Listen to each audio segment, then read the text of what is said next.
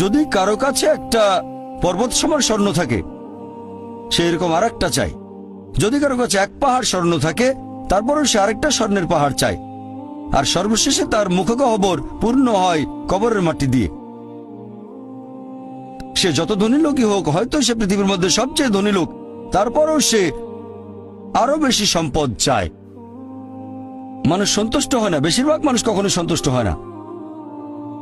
আল্লাহ পবিত্র কোরআনে বলেছেন সূরা নিসা অধ্যায় নম্বর 4 আয়াত নম্বর 32 যে আল্লাহ যেটা দিয়ে অন্য মানুষকে শ্রেষ্ঠত্ব দান করেছেন সেটার উপরে তোমরা কোন রকম লালসা করো না। এভাবে বলবেন না যে হে আল্লাহ, তুমি অমুককে অনেক সম্পদ দিয়েছো, অমুককে অনেক সুন্দর একটা গাড়ি দিয়েছো। এমন কিছু আল্লাহর কাছে চাইবেন না যেটা অন্য কাউকে আল্লাহ দিয়েছেন। এতে লোকসান হবে আপনার। আর আমাদের প্রিয় নবী মুহাম্মদ সাল্লাল্লাহু আলাইহি সাল্লাম বলেছেন, সেই লোকদের দেখো যাদের ভাগ্য তোমার চেয়ে খারাপ।